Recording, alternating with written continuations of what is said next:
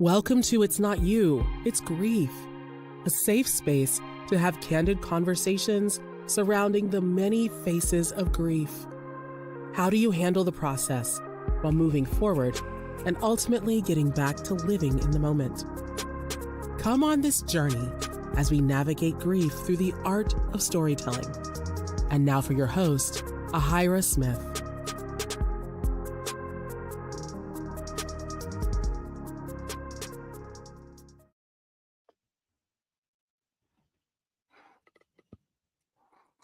Hey, what's going on, everybody? Happy Sunday. Happy November 3rd. Happy November to everybody out there. Thank you so much for joining me on another special edition of It's Not You, It's Grief. I am the host, Ahira Smith, the grief mending coach. And I know it's been some time since I last been on here. I think last month I was fortunate enough to do a special live podcast episode with some students of Fayetteville State University. Shout out to Fayetteville State on a great conversation we had with students who participated in a conversation surrounding grief and loss. And today I'm doing something impromptu, something that's really been on my mind the past couple of days. And I wanted to come live and talk to you folks about what a lot of people have been feeling these past couple of weeks and what we are currently anticipating in the next few days with this election coming up on Tuesday, along with some other things that's been happening behind the scenes with a lot of people, from different unfortunate incidences that have taken place at social events like at homecomings around the country, to people who are feeling a lot of pressure from businesses that's not doing well successfully,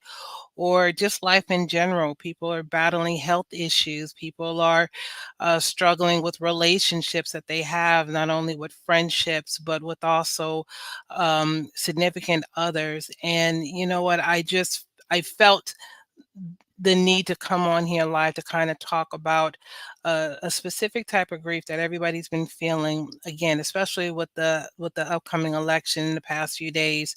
I know that there's been so much um, circulating, I should say, in terms of just what's being promoted out there, that everybody's anxiety level is just up, up, up, up, up. And so I kind of wanted to come on here to talk to you all briefly about this grief that we all are experiencing, that we all are feeling very heavy on. And again, our anxiety is up. It's called anticipatory grief. This is a conversational piece, if you will, to kind of re-educate folks on exactly what that entails. And so what I want to do is to just briefly, again, talk about it, even give folks the opportunity to come on here to talk, share their feelings, their thoughts on what they, what it's been like for them the past few days or even the past few weeks, and what they're doing to, I don't know, maybe de-escalate the situation in their homes or in their communities or at their jobs. And so I am going to share a presentation that I was able to put together to kind of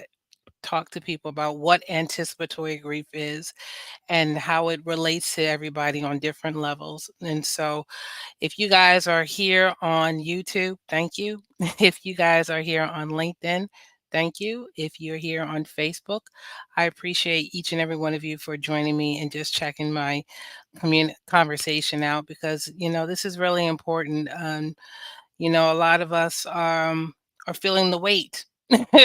We are feeling the weight of so much pressure, and we've got to do what we can to make sure that we're in a better headspace moving forward, because things are going to change in the next 72 hours. Let's be transparent.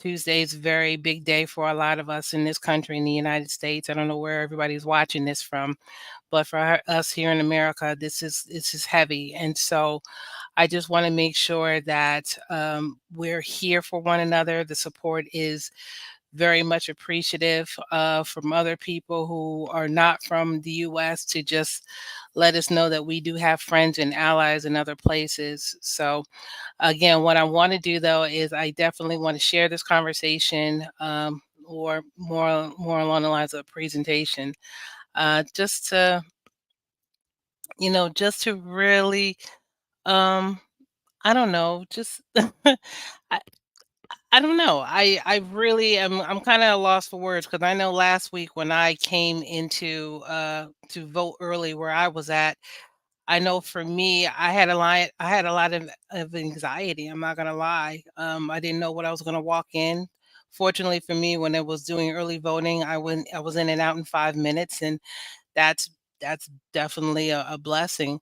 Where some people might not be as fortunate, and I know the day of elections it's going to be a lot of people, and I don't want to get into as far as who's voting for whom. I'm not about that. Everybody knows they've already made up their mind on what they're going to do and what they're not going to do, and so I just want to share with everybody this thing called anticipatory grief, so that way folks can be very mindful on what other people are experiencing. And you know what, we'll just go right into it. And so fortunately for me, what I'm going to be doing is I'm going to be utilizing a film that I recently watched called Inside Out 2. If anybody has seen the first one, it was a great film by Disney Pixar, and this one is Inside Out 2, where they added several more characters to their roster of uniqueness. And one particular character that definitely stood out more than the rest was known as Anxiety, or Miss Anxiety, if you will. And so she, along with some of the other characters, are going to help, to help me with my presentation, help me with my conversation regarding anticipatory grief. So, for those of you who are watching, or for those who want to even join the conversation, you can do so by going to join at minty.com. You can use that code right there if you'd like to participate in this conversation. You don't have to if you don't want to, but it's always fun to engage in conversations like this because again, I'm not the only one who's been feeling a lot of anxiety these past couple of weeks and the last few days and even in the next couple of days. So, it's always good to have other people to join in. But if not, you're more than welcome to just kind of sit back, relax, take some notes, or just just be mindful of what you're about to learn. So again, anybody who wants to join the conversation, go ahead, scan that QR code, okay, or just go to minty.com. The code is right there, 2490-4959, to join in the conversation. And you can also share this with other people who would like to participate in the conversation. But I do not want to take up too much of you all's time because I know people have to get ready for work tomorrow. People are trying to watch the game, and and people are trying to have that Sunday dinner. So I just want to be very mindful of everybody's time. But for those who are joining me live, or even if you catch this on repeat, thank you so much. And we'll just go ahead and get started.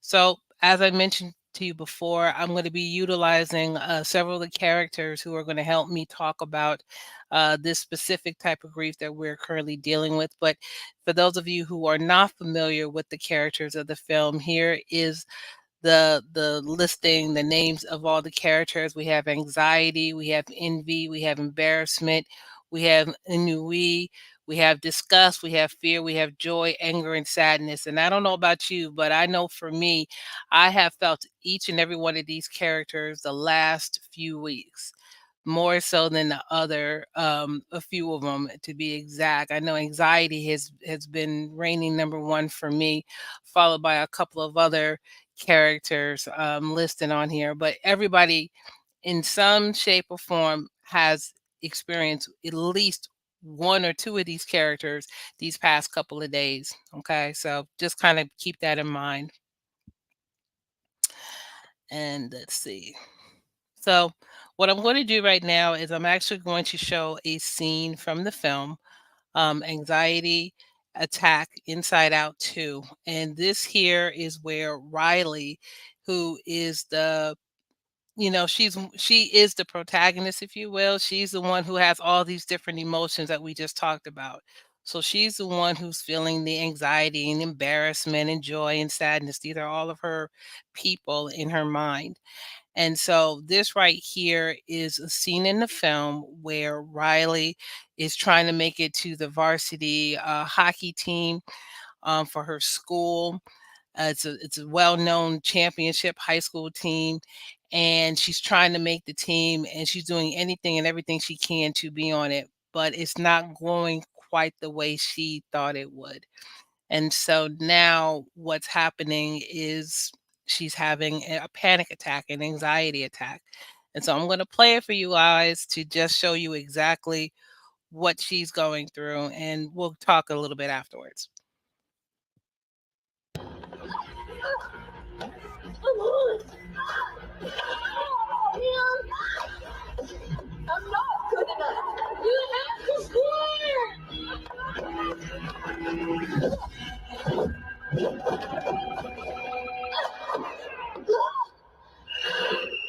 Anderson, penalty box. 2 minutes. No. Grace, are you okay? Oh, Grace. It all happened so fast. I didn't even see her.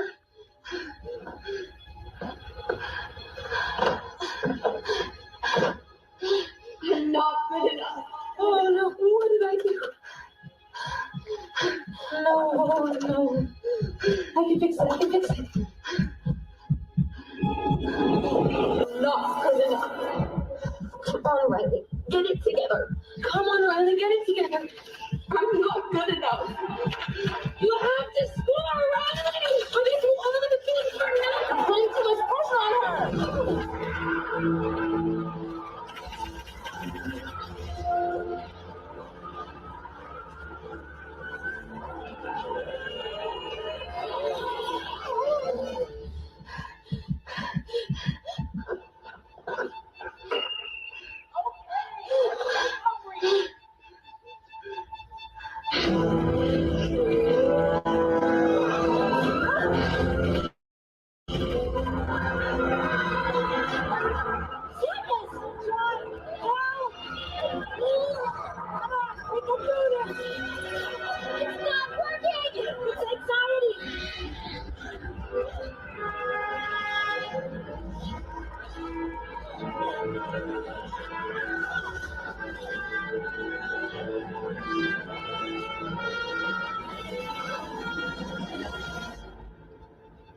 Anxiety, stop!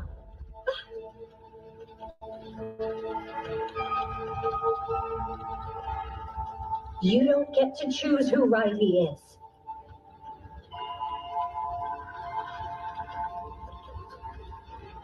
Anxiety?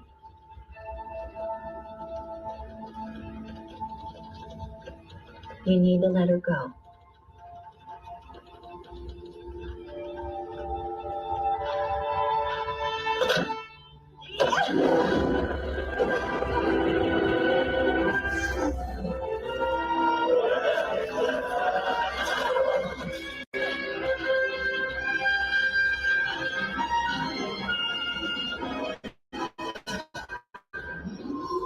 I'm a good person.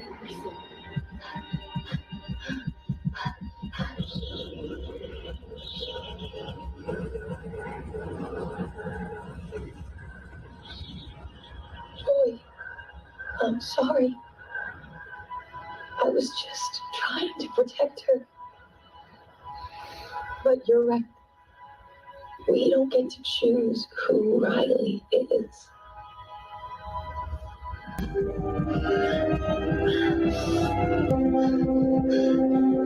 need to fit in.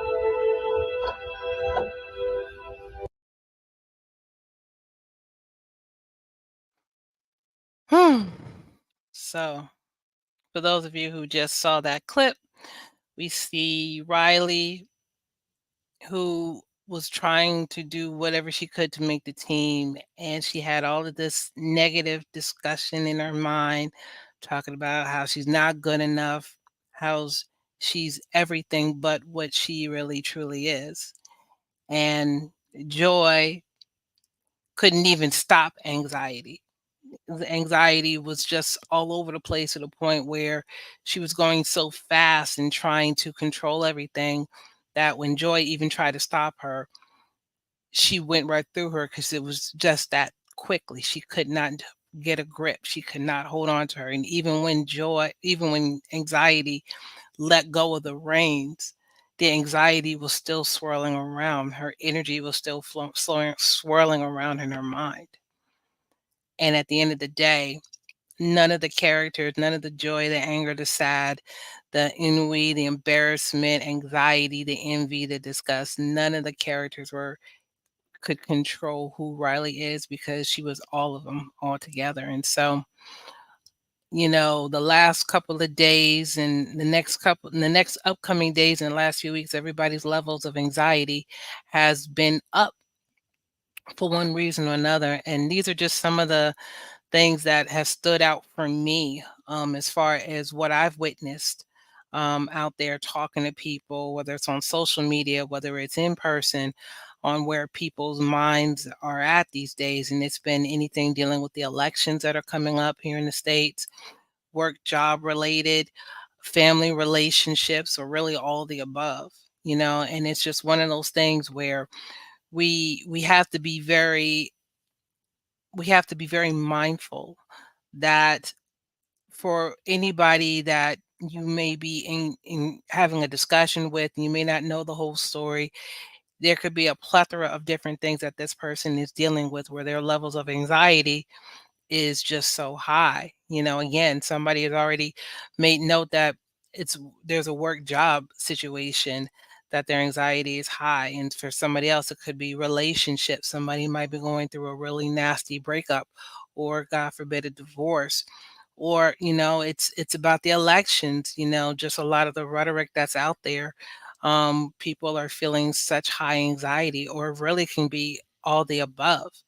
And so, we just have to be cognizant that, people's levels of anxiety, even if all of this stuff that we're just talking about does tend to just slow down or just all of a sudden come to a halt, the levels of anxiety still may be up there because of what has been pent up the past couple of days or past few weeks, really.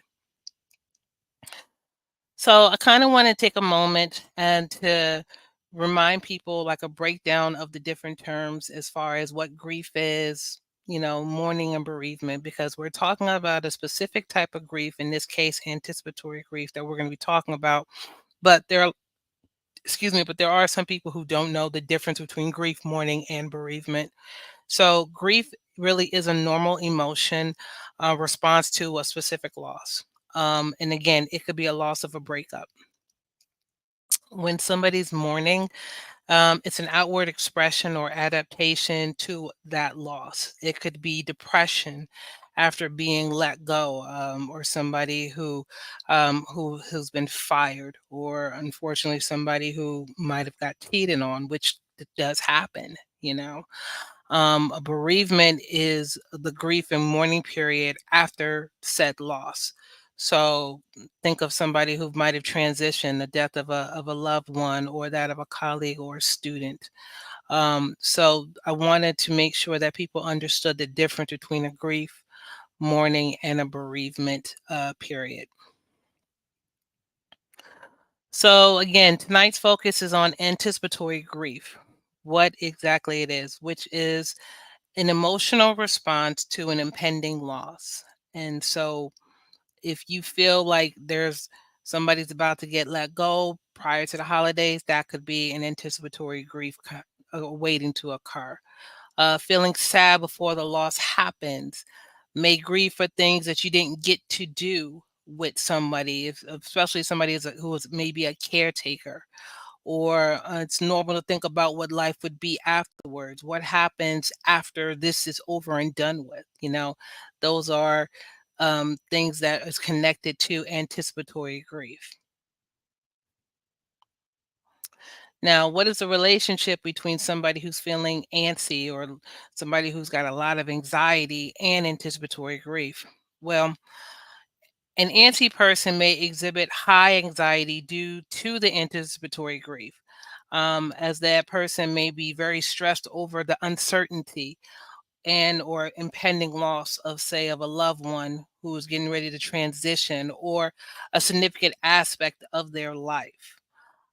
This heightened state of alertness often stems from the emotional turmoil of accepting a future that feels very uncomfortable. Okay, let me read that last point to you again. It is a heightened state of alertness, often stems from the emotional turmoil of accepting a future that feels uncomfortable. So, as you're seeing the picture here with anxiety just all over the place, you can clearly see that her heightened state is out of the stratosphere because again an emotional turmoil of accepting a future that feels very uncomfortable because it's unknown. Okay, so some examples of anticipatory grief that you or I might have experienced or even have witnessed the last couple of weeks. Again, the elections are coming up in, they're here. Let's just be clear. The elections are here. And in 72 hours, we're going to know who's going to be the next president of the United States. So voters may feel a lot of anticipatory grief regarding their candidate, that they've deeply support, and imagining the impact of, something that could be a potential situation, regarding their particular candidates, whether that's at a local level, whether it's a state level, whether it's on a national level. This is a very real thing. Some other examples of anticipatory grief could be stemmed from that of a lot of unfortunate incidents that have taken place on campuses across the nation, particularly at homecomings. Students, faculty, and staff may feel anticipatory grief regarding, potential violence, fearing a loss of safety, or even just a tragic impact on the community. There are several schools that have unfortunately have experienced that type of violence on their campus where a lost life has occurred. Um, Also, business failures. Employees in particular, may mourn the loss of their jobs or their company's future, fearing the end of their professional relationships and stability. Absolutely. Relationship changes, that could stem from friendships, people who might have been friends for over 30 years, and then unfortunately something might have changed that whole dynamic between those individuals. Or also that of somebody who's been in a relationship with a significant other for a number of years, or might have been a few months. Things are unpredictable. There are people I know who are transitioning regarding where they're living. They may have to relocate for one reason or another. People are facing foreclosures, and they might grieve the memories that are tied to that specific home, or and the security that it might have been able to provide. As they are anticipating a sort of displacement. So that those are just some of the things that I've been made aware of um, the past couple of weeks from people that I've spoken with, and just it's again, those are examples. Those are just a few examples of what anticipatory grief is all about. Now, what is the difference between coping and managing said grief? So whether it's anticipatory grief or another type of grief, there is a difference between coping and managing grief. And so we have anger here, who's like, I'm dealing slash coping with it, to deal with and try to overcome the problems. A reactive strategy focused on the immediate relief from stress, and then often address the symptoms rather than the root. It's perceived certain life circumstances that are taxing and beyond resources. So for people who say I'm dealing with it, they're coping with it. It's just a temporary solution to a problem that may be chronic. You know. So on the other side of the coin, you have it's being handled, meaning it's being managed. So this is more of a proactive approach that involves taking control of something. It involves planning and it involves organizing and implementing said plan, aims for sustainable long-term solutions. I was talking to somebody earlier who brought up a question as to what is somebody supposed to do after they cried all out? What do they do after they cried out over the situation? And it really varies. We don't necessarily know how long this person or people are going to cry. Is it going to be an hour? Is it going to be a few days? Is it a few months? Everybody grieves differently, but I also believe that when a person is able to cry all out, if you will, they'll be able to gain a sense of clarity as to what they need to do. And that's really going to um, depend on what is their aim, what is their goal, and also what is their strengths as far as being able to learn and implement those strengths to achieve their goal. So we'll get into that in a few moments. So some of the things that we talked about, we mentioned about anticipatory grief and what it is, and coping and managing said grief. But now, what are some complications of it? And for some people, they may feel guilty or ashamed. It tends to be related to feelings of loss or of a loss of someone or something, or even that of an experience. Missing activities is used to do and enjoy. That might have been roller skating, that might have been going to a museum, that might be working out, that might be just going to amusement parks or just hanging out with friends and getting fright date night or something.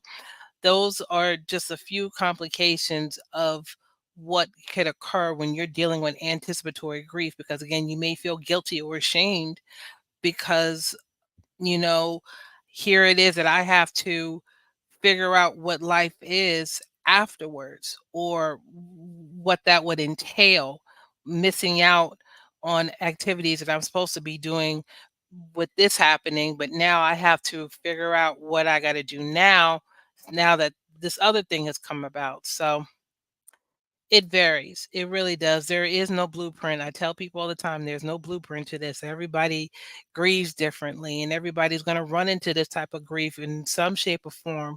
How you manage it, how you deal with it, we're going to get into that right now. So, next up, what are some strategies on managing anticipatory grief? So, for all of my auditory learners, these are people who learn by listening, okay?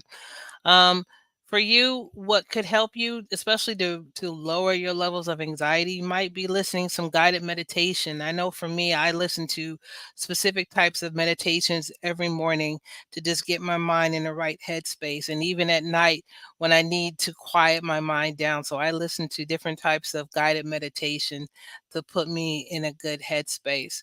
It also may require some of you to record and replay your own personal affirmations. What that means, how it resonates with you, it will vary, but that is a suggestion that I would definitely like to offer you all. Maybe it's on your phone, maybe it's something you'd like to replay as audio books, something when using with your own voice into it to replay those personal affirmations. That might be a great way for you to deal with your anticipatory grief as an auditory learner. um, what I also want to make note to you is that guided meditation and soothing music will help calm the minds, again, reduce the anxiety associated with the grief. It can also create a sense of peace and provide mental space to process those difficult emotions, because it's a lot. We are all going through something. We are going through a lot, okay? Record and replay personal affirmations, positive self talk, and it it also helps create resilience. Hearing your own voice is offering encouragement and can be very powerful in combating negative thoughts and maintaining emotional balance during this specific type of grief. For a visual learner, creating a visual journal or vision board. This allows you to process the feelings through creative outlets by using visual documenting memories, thoughts, and emotions. You can have a better understanding and navigate through the complexities of this specific type of grief and find a sense of control and clarity. Using diagrams to map out your emotions. Mapping out helps the learners to organize and categorize their feelings, making abstract emotions more concrete. This technique also aids in identifying patterns and understanding emotional triggers, allowing for some effective coping strategies during this specific type of grief. So those are for my visual learners. For my kinesthetic learners, engaging in yoga or mindful movement exercises. It helps release physical tension and focus on the present moment. These practices promote relaxation, emotional balance, making it easier to process and manage those intense emotions associated with this grief. Creating a sensory grounding kit for comfort. It helps the learner, in this case, the kinesthetic learner, stay anchored in the present when overwhelmed by grief.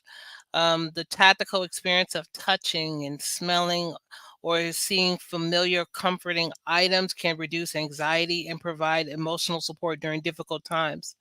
So I know for me, when I used to work at my former place of employment, one of my colleagues had a had a place for me with these beautiful, very soothing blankets. And every time I come in there and I felt like I was a little bit overwhelmed, I would come in and I would just grab hold of one of her blankets and I would just hold the blanket to my chest for a few moments, and it was comforting for me. It helped me really de-escalate my anxiety because I was just getting too overwhelmed. But having that object accessible to such objects like that, it can help you. It really can. And so just want you to know that there are a plethora of other ways for you to be able to ground yourself and to minimize the anxiety based off how you learn as a visual, as an auditory or kinesthetic learner. You just have to find what best fits for you and which one resonates with you the most.